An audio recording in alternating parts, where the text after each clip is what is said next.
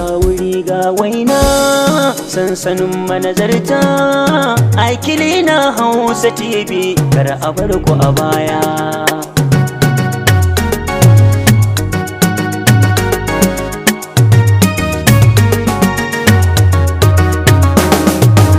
Hira ce ta gudana. Wannan jiki? To, lafiya kuma yau baka fita aikin bane naga ka dawo ka zauna a nan? Fita aiki na, ai na fita aiki. Na dawo gida. Dawowa ta gida kenan. Na bar wa iyalina gero za a yi min kunu.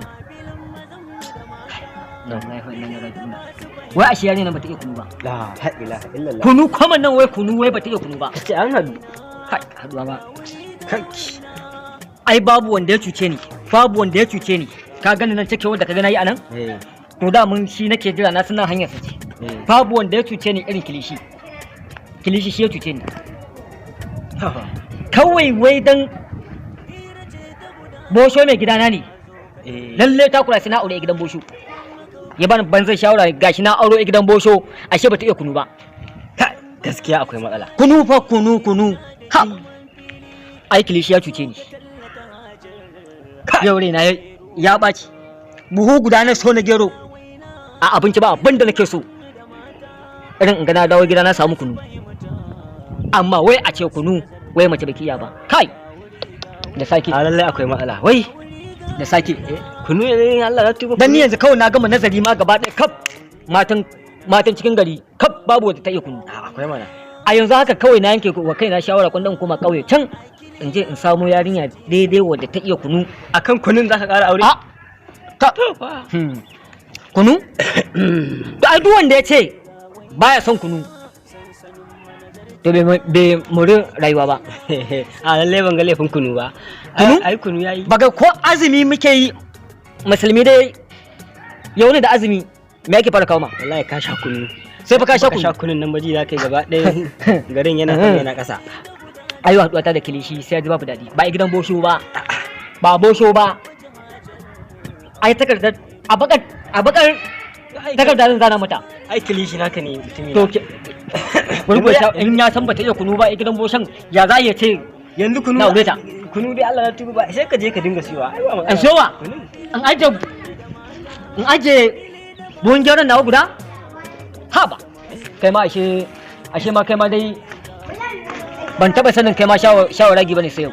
A'a kaga ni ba abu goyen bayan sa nake ba amma ka gane matsalar da aka samu kawai da kace bata iya kunun nan ba ni kunun nan da ni kai na yana ji abin a cikin raina dan ni yanzu bakin ciki nake. To ko ni yanzu na daure zane ba na dama maka kunu ba? A to kuma kai zaka iya da kanka kai mana kai ka je ka. To dan me aka aje ta a ce mace bata iya kunu ba me za ta iya? To kuma ai ba ni ne ban iya kunun na ga ne ma kake ka samun habi. To ya ban sa maka kunu ba wallahi kai wasa ma jibba zan sa maka sai in sa maka naji doga wallahi. A da lafiya Allah ya baka cikin gida an bato mun rai kai kuma sannan ka zo ka bata mun rai a ce matan cikin gari ba su iya kunu ba. Ha wannan abun yayi yawa wallahi mata a daure a je a koma kauye akwai kunu wallahi a koma kauye akwai yanda ake dama kunu. Ha ba shi yasa gurin ka in shaida maka abokin ka kilishi da yasa na aure gidan bosho ya san damun bata iya kunu ba yasa na aure ta na ajiye buhun gero guda a gida domin a dinga dama kunu kawai sai dai kamar ka ɗebo ruwa ka dinga sheka shaka haka ake damun kunu. Ha wani abun kunya da yawa yake a ce matan cikin gari ba su iya kunu ba.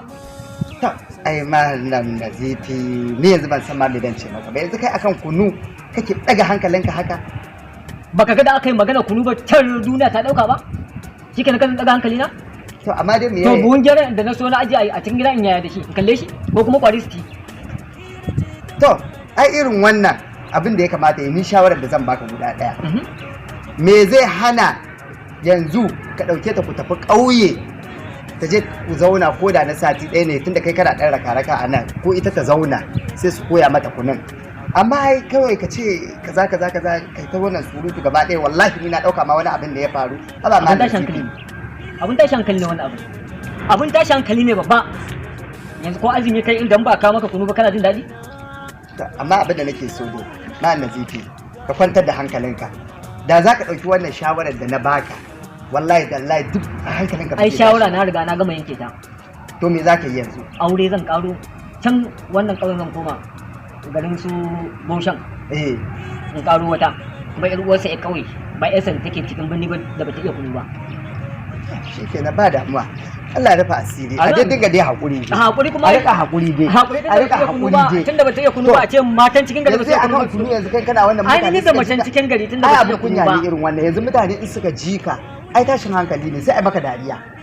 To da ta zo kan tunda in na fito maka da kunu da za a yi in na fito maka yau na fito maka da kofin kunu a ce mata ta ita ta dama wannan Yanzu dai malam kunun kaga ina dan uzuri Ai ne da amma ba wani abu bane To ba shikenan, ba damuwa. Yawwa za mu yi Ba magana da damuwa, kai.